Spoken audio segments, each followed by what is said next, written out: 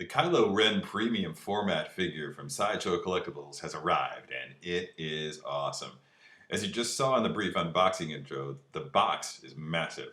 Not only because of Ren's statuesque presence, but also because it houses this 11-inch wide base upon which he stands.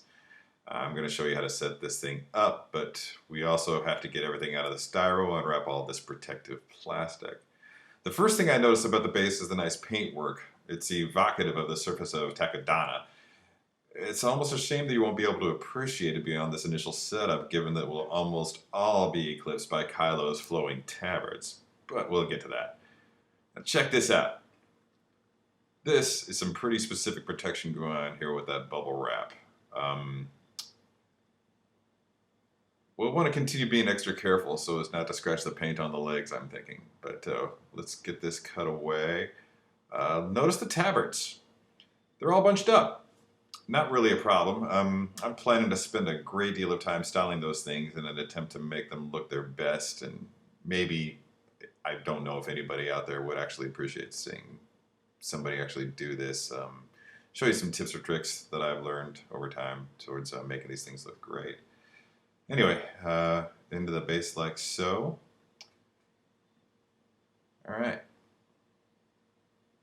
Nice, tight keys. Now let's take care of those arms. All right, look at this thing. The texture combined with the paint does a nice job of simulating fabric. Up close you can tell, and from a distance when you're looking at it on a shelf, it looks so real. Really sells the piece on display. Put it in there. Again, there's a nice solid key. For his right arm, you'll really want to pay attention to the fabric of his tabard and make sure that it doesn't get trapped between the key and the keyhole. Otherwise, you'll have a loose-fitting sword arm. And if you're at all like me, you won't want to come home from work to find your tri-saber in a million pieces on the floor. Not that I've done that with this figure yet. Give me time. Test it. If it wiggles, adjust until it doesn't. Pretty straightforward. That's the exclusive saber hilt that's meant to hang on his belt. We'll get to that later. Really good job protecting this thing. Yeah, it's I don't want to say concerned, but curious to see how this would look in real life, and it does a good job of selling it. Even though it doesn't light up, I don't miss the function. Yeah. Kylo Ren's entire costume is compelling. It's intimidating, but if I had to pick the most striking aspect of it, I'd have to go with a helmet. I mean, look at this thing. Very unique, very slick. The chrome bit's doing what chrome does. It catches the eye. No pun intended. Secondary key underneath the mask. It'll help hold the head in position and get that head all pulled up. Like the tabards, the hood is fully wired, and I recommend giving it more than just a cursory shaping. Take your time with it. Consult some reference material, Google some photos, whatever it takes to help you nail the proper shape and make it fall naturally. When it comes to styling premium format costumes, fortune favors the patient. That goes doubly for these tabards. If you style them right, you'll be able to give the figure an illusion of motion and a sense of direction to back it up. Think about what you're wanting to achieve before you go wading in. For my part, I want to have the tabard sweeping back, implying that he's moving forward into this force push.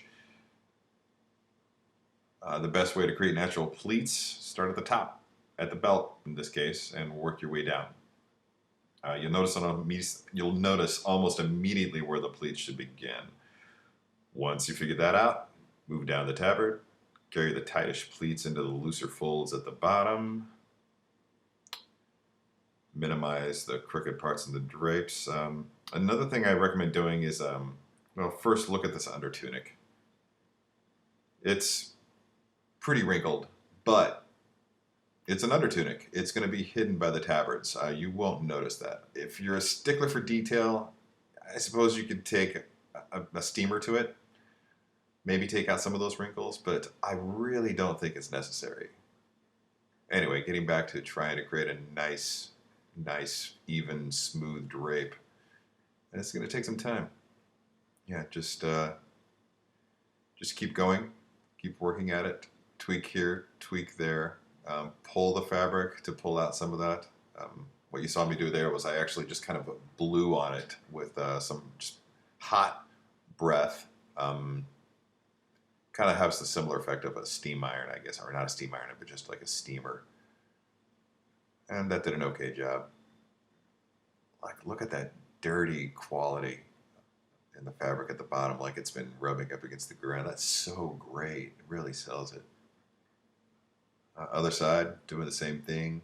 Again, just starting at the top and just trying to create a nice curve. Give that figure some direction.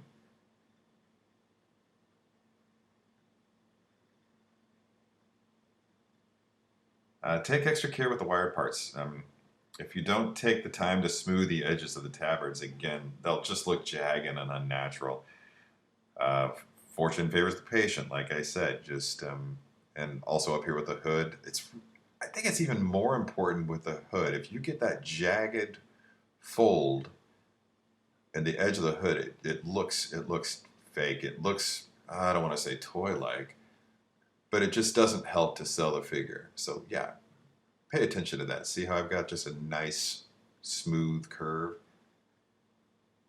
And just do what you can to try to make it look like gravity's having its way.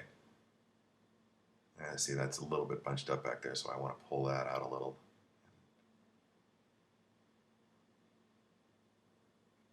I love this part. Capes used to be my kryptonite, but practice, man. Practice, practice, practice. And over time, you just kind of figure it out. If I can do it, anybody can do it. Yeah. See that peak there? Just kind of want to lower it just a touch. Just a couple more tweaks on this. Yeah. It's starting to look right. Let's do this back one. Notice with the wires, you move one part of it and everything just kind of moves along with it. So you just have to learn how to coax it. Gripping one part, holding it in place while you're folding the other.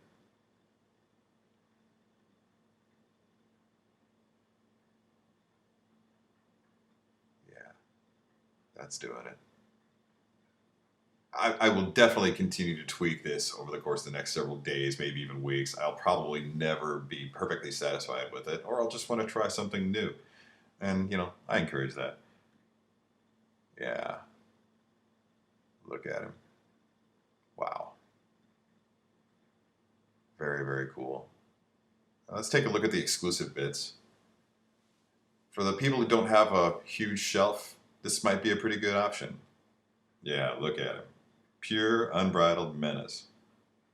JJ and his team did a fine, fine job of evoking a sense of dread in the first dark side user to show up on the silver screen in more than 20 years. Even by the end of The Force Awakens, Kylo Ren is still a bit of an enigma. We know that he's troubled. He's dancing with evil. He appears to have fully gone to the dark side. Or has he? We know who his parents are, but what, if anything, is his relationship to Rey? The sun is far from setting on this character. Thanks for watching. See ya.